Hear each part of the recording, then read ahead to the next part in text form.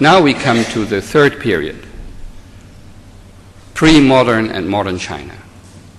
4 important discoveries will forge the destiny of China and the world at the invention of printing, the invention of the magnetic compass, gunpowder, and not to forget tea.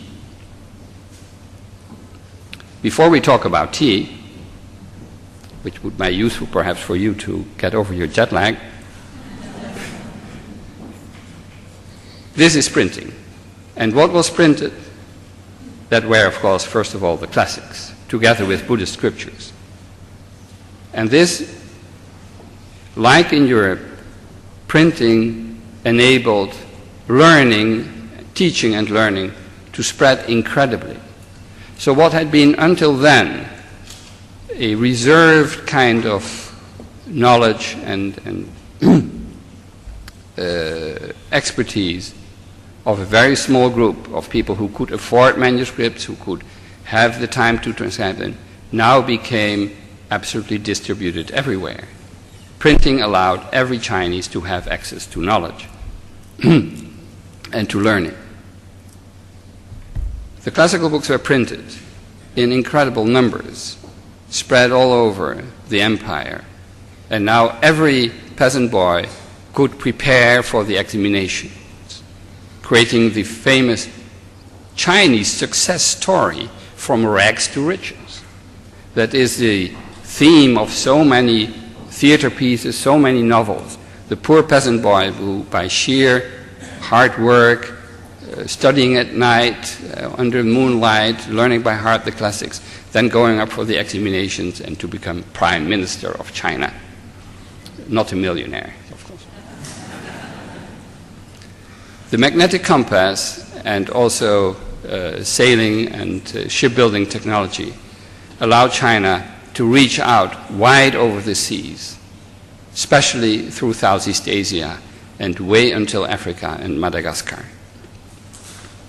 Here you will find these ancient Chinese compasses that allowed navigators to orient themselves to know where they were when they were on the high seas.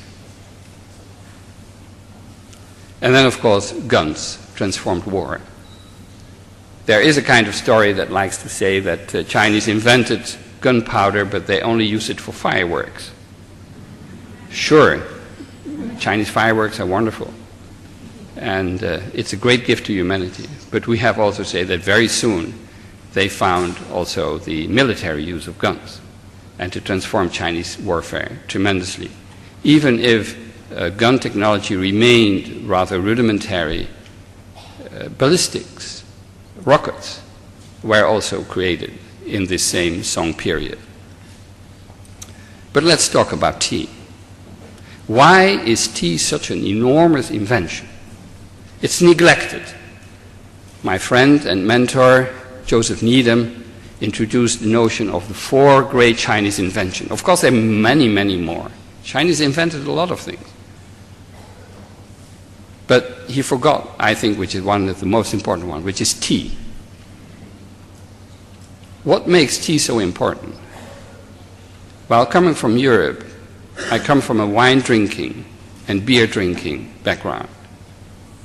And why wine and beer developed was because in sedimentary settlements that started from the Neolithic Revolution, about 10,000 BC in Europe, the problem was the pollution of water. Whenever people congregate on a certain place, they will soil the environment and make water very soon undrinkable. Water becomes dangerous. And people know that.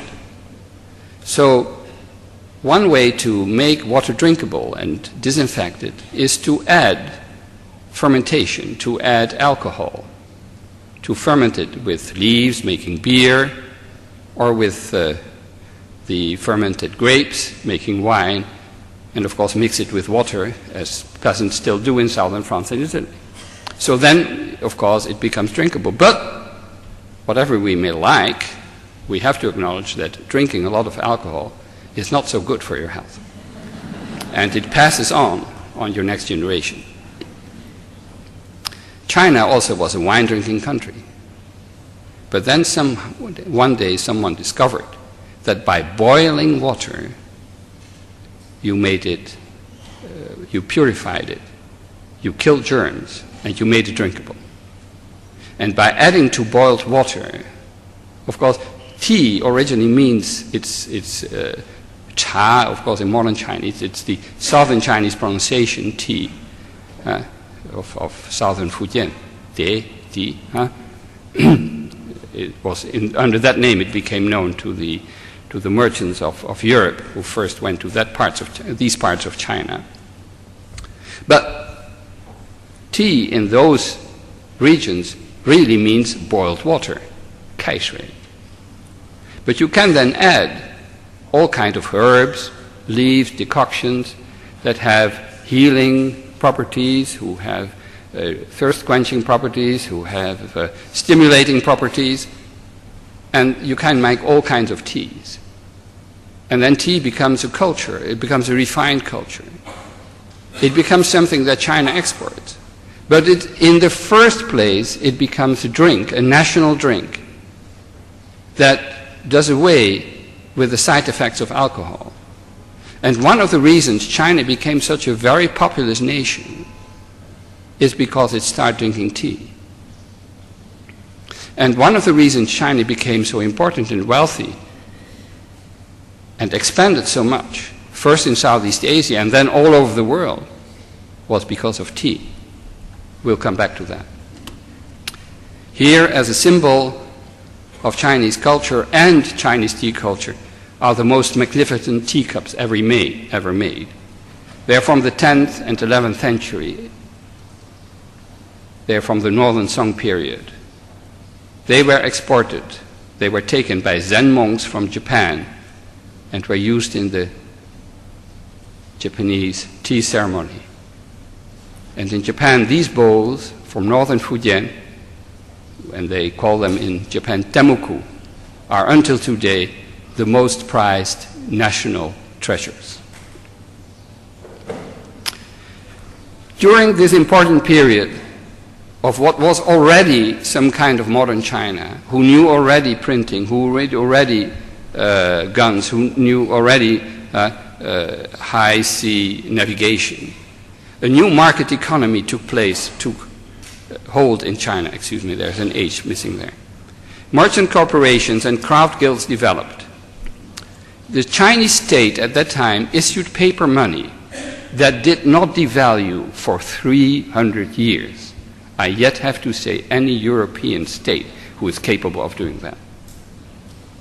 Merchant banks and share-issuing companies flourished. The state, following the Taoist precept of free enterprise and non-intervention, actively encouraged trade. Thus China became the first great manufacturing and trading nation of the world. A place it finds back today.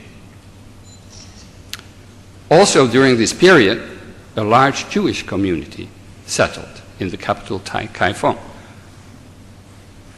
Here is the synagogue of Kaifeng. Of course, it's built in Chinese style, and these are one of the famous Kaifeng Torah, the Chinese, the Hebrew Pentateuch, the 5 books.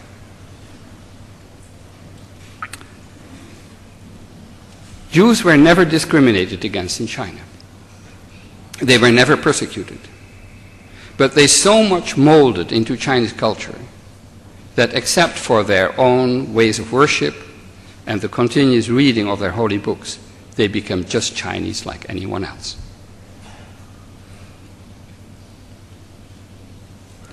This great and very refined empire was conquered by Genghis Khan, by the Mongols, who conquered the whole then known civilized world, from Korea unto Poland and the Balkan states. They founded Peking, the place we are now here today.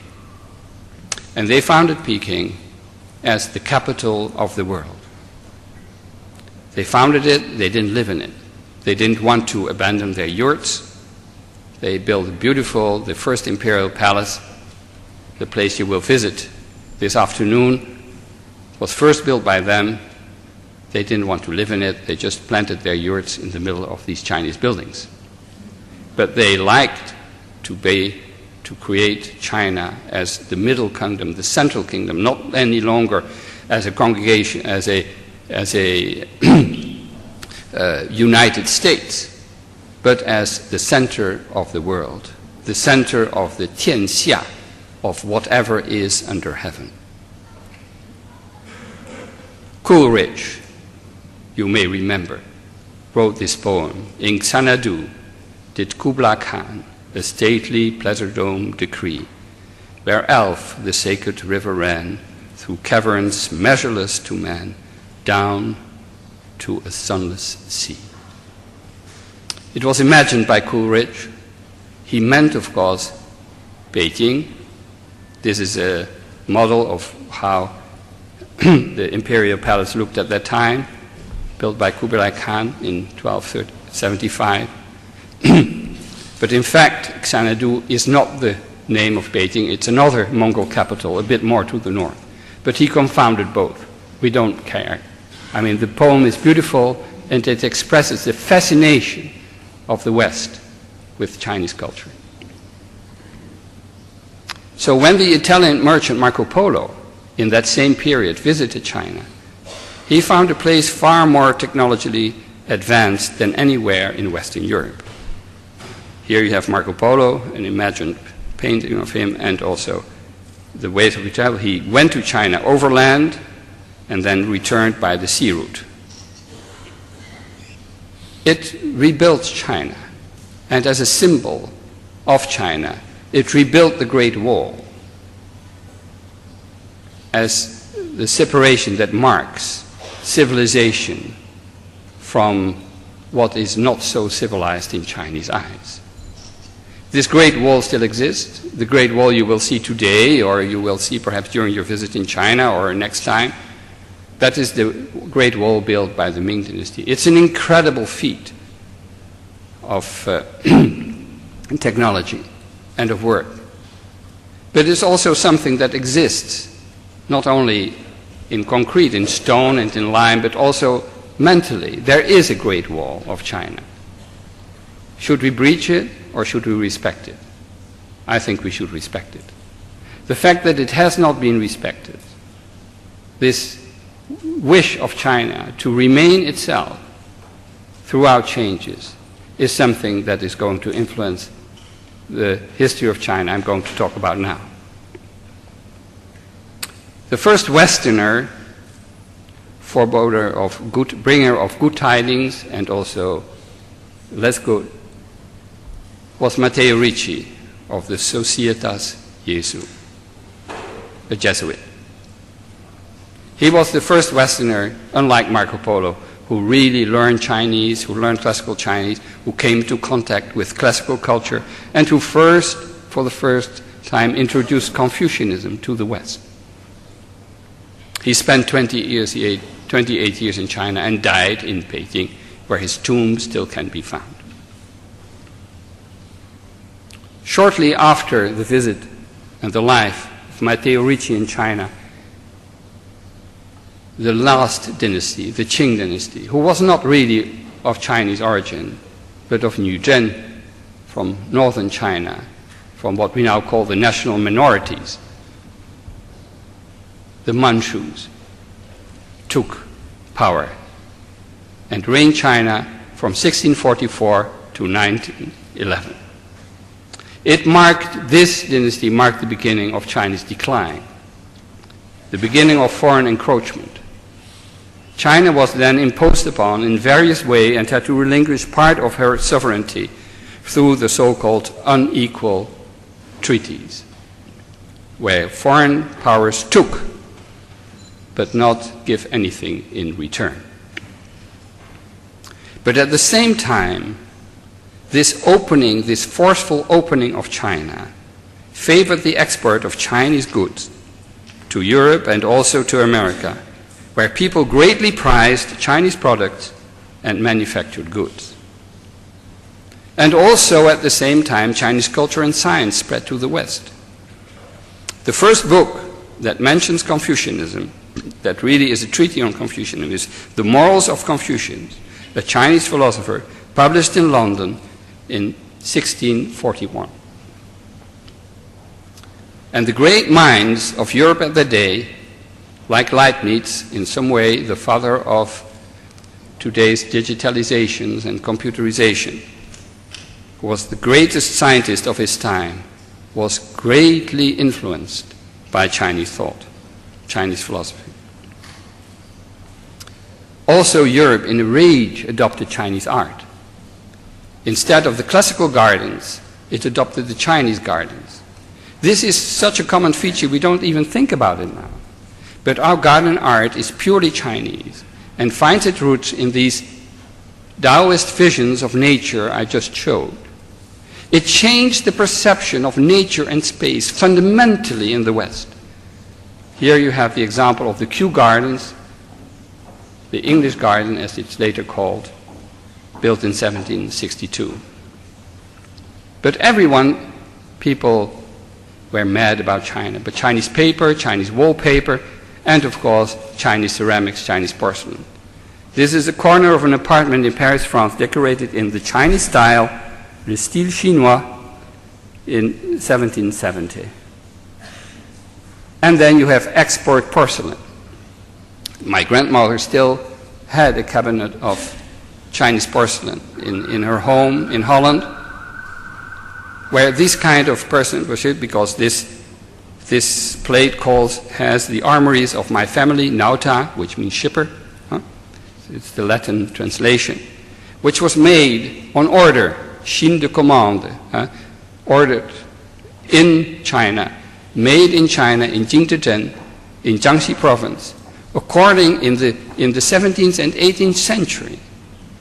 You could write a letter to the East Indies Company. They would take it to China. Then it would go to Jingzhen. Then the Chinese kilns would order your table service of 200 pieces with your armories on it. Then they would pack it. Then they would ship it. Then you would get it back in Amsterdam. It would take several years, but not one piece would be missing. Everybody went about it. Kings of France in Versailles did not build a pleasure dome, but they built Chinese gardens with Chinese rock gardens and Chinese tea pavilions. This was Louis XVI, Louis XVI, Le Petit Trianon in Paris, France. You can still see it. Tea became the world's rage. Tea clippers raced to bring the new harvest of tea to England and to the United States. In every house you would find these pewter tea caddies. Tea was expensive, but everybody drank tea. Tea was the big invention, the big thing to do. But tea also brought revolution, like in the Boston Tea Party. And then finally, tea brought war. The balance of payment was so uneven. The story of Rome buying Chinese silk repeated itself in such a cruel way that the Western treasuries were depleted by silver being paid to China to buy tea. And King George III took one of his most prized statesmen, George Macartney, to go to China as his special ambassador and leave no stone unturned and do whatever it took in spending and giving gifts to try to make some kind of agreement with the Chinese, where Chinese, in exchange for tea, would take Western goods. So Macartney brought a royal carriage to Emperor Qianlong, who said, "I have no use for such things. We Chinese have all we need. Our culture is superior, and we don't want your foreign goods." So Macartney, in a secret memorandum, said, "If you don't do that, we will import opium. The opium trade, and here it is, it's painted by one of the people of his escort, who escorted him to here. You see McCartney kneeling before Emperor Qianlong in a completely fruitless undertaking. So the British started cultivating opium in Bengal for the purpose of bringing it into China. China, where opium and opium consumption, smoking of opium, was already forbidden. But that law was not respected. It really served its purpose from the British and Western point of view. It dramatically reversed the balance of payment, of trade. The amount of opium brought into China was approximately 2,000 chests, excuse me for the writing error, of opium per year by 1800, a few years after the mission, the embassy of Lord Macartney. And 50 years later, that number had risen to 100,000 chests. The Chinese treasury was drained and millions of Chinese became opium addicts. Faced with its intolerable situation, the Chinese government reinforced the opium prohibition and directed Commissioner Lin Zexu to enforce the ban. Lin Zexu seized all the opium that was entered into China illegally and burned it. That touched off the First Opium War. The First Opium War ended into the first unequal treaties, and, for instance, the relinquishing of Hong Kong to England as a compensation. In spite of many attempts to turn the tide, the Qing dynasty went under through outer aggression and inner uprisings. The Second Opium War brought the Western troops into Peking, where they destroyed, quite near to here, the Yuanmingyuan, partly a Western-style palace built in the style of Versailles. Here you have to the left you have the original building, and there you have the ruins that were left. Other rebellions, like the Taiping Rebellion, a popular movement, fought against opium, and the policies of the Qing government was defeated. As a result of the impoverishment of China and the unstableness of the situation, many Chinese started to immigrate. They went to the United States in great numbers and worked to the building of the American railroads. Other attacks, like the Sino-French War, the more ridiculous of all, because on August 23 in 1884, the French destroyed the Chinese fleet at Fuzhou, the place where I live, that they had initially helped to build. And then comes the Sino-Japanese War. And here you see Emperor Mutsuhito, all with his ministers, all dressed in Western clothes, planning how to attack China. But in the meantime, a new tide, a new reversal was coming in China. And the elite of China, the Confucian scholars, like Kang Youwei, you see here, thought about the plight of the nation and how it could be saved from destruction. He befriended the young emperor Guangxu and persuaded him to adopt a series of revolutionary decrees for the modernization of China during the 100 Days reforms following the defeat of China by Japan. His efforts were then blocked by the Empress Dowager Cixi. It came to nothing. But after the Second Opium War, and especially the defeat of the Taiping Rebellion, you see here, great privileges had been granted to Western missionaries, and the Chinese peasants rose up against that in the so-called Boxer Uprising of 1900. which gave again the Western powers a pretext to interfere with China and to launch another military expedition. Here you see the Western troops entering into the imperial palace in Beijing in 1901.